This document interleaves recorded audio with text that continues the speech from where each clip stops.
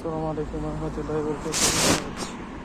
21 August 2026 ইংরেজি। এখন বাজে দুপুর 2:27। তো আজকে আমার আজকে হচ্ছে শুক্রবার। সবাইকে জানা প্রথমে জুমার মোবারক। তো জীবনের আসলে সব কিছু সবসময় ঠিকভাবে যায় না। তো সব কিছু আসলে অনেক সময় অনেক কিছু সিচুয়েশনের সাথে নিজেকে মানিয়ে নিতে হয়। অনেক সময় দেখা যায় যে কি অনেক কিছু করার প্ল্যানিং থাকলেও এটা প্ল্যানিং মাফিক হয় না।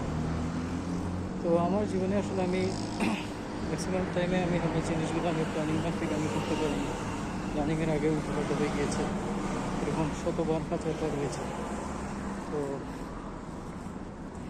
ব্যতিক্রম না, আসলে সবসময় কোনো না কোনো একটা ঝামেলা হয়ে থাকে, হয়ে যায় সেটা। আর দেখি আসলে ইনশাআল্লাহ কী হয় সামনে, সেটা তবে মানে যেটা হচ্ছে যে আমার জীবনের আসলে কিছু কেউ চলছে, ডাউনফল চলছে।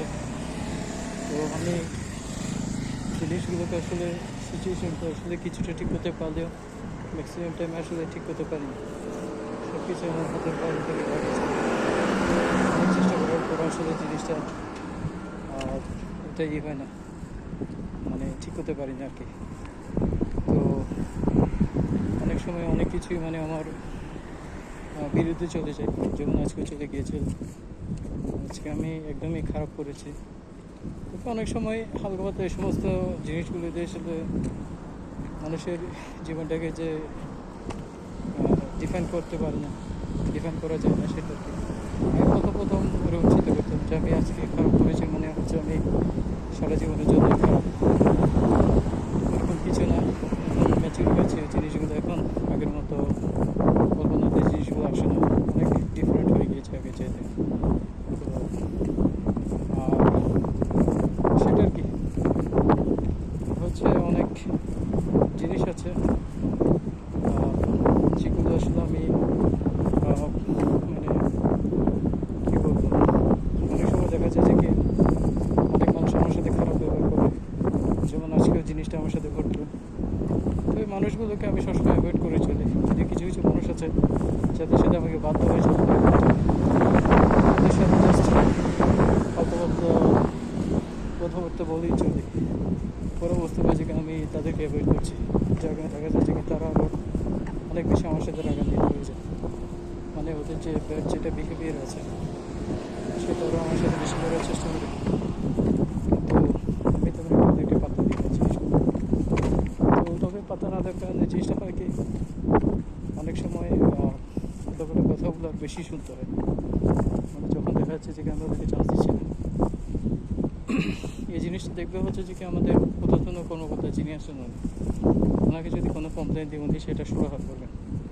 এখন ঊর্ধ্বতন কর্মকর্তা যদি নিজে দুর্নীতিবাজ হয়ে যান, নিজে যদি বিচার না করেন, বিচার না করে যদি জিনিসটা উড়িয়ে দেওয়ার চেষ্টা করেন, তাহলে ওইখানে জীবনে আসলে বিচার পাওয়ার যেটা আশা ওইটা করা যায় না, কেমন পর্যন্ত করা যাবে না।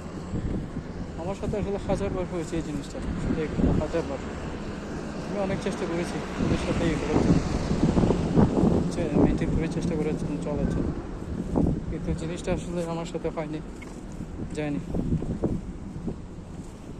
আর আরেকটা জিনিস হচ্ছে মানে এদের আসলে একটা গ্রুপ আছে, একটা টিম আছে, সবাই মানে সবাইকে সবসময় চিন্তা করে কীভাবে একজন একজনকে মানে ঘা দেবে, কীভাবে একজন একজনকে অপমানিত করবে, কথা দুইটা বেশি শোনাবে, কীভাবে উল্টাপাল্টা কথা শুনিয়ে মানে অপদস্থ করার চেষ্টা করবে, সেটা কি।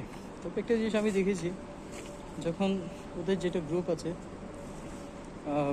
ওরা যখন কোনো একটা ভুল ত্রুটি করে তখন জিনিসটা মানে ওইরকম আমলে নেয় না বা এরকম ওইটা ছেড়িয়ে দেয়।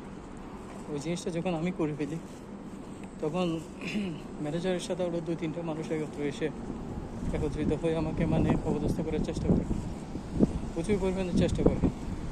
আমি অনেক সময় এগুলো ডিরেক্ট জবাব দিই যে আসলে তোরা হচ্ছে যে কি এক গ্রুপ, আমি হচ্ছে যে অন্য গ্রুপ, যার কারণে আসলে তোরা আমাকে এটা করতে পারছিস, এটা করছিস, এই জিনিসটা হচ্ছে ভালো না। আজকে তোরা যে জিনিসটা করছিস কালকে এটা তোদের উপর এসে পড়বে। তো সেটা কি আসলে অনেক কথা বললাম আজকে, কিছু কথা আমার বলার ছিল, ইম্পর্টেন্ট কথা কিছু বলতে পারিনি। বলছিলাম এক লাইনে কথা বলছিলাম, এক লাইনে কিন্তু চলে গেছে অন্য লাইনে, সেটাই। তো ঠিক আছে তাহলে, আজকে ছোটো একটা আপডেট, প্রতিদিন আপডেট দেবো ইনশাআল্লাহ। ওকে, আসসালামু আলাইকুম।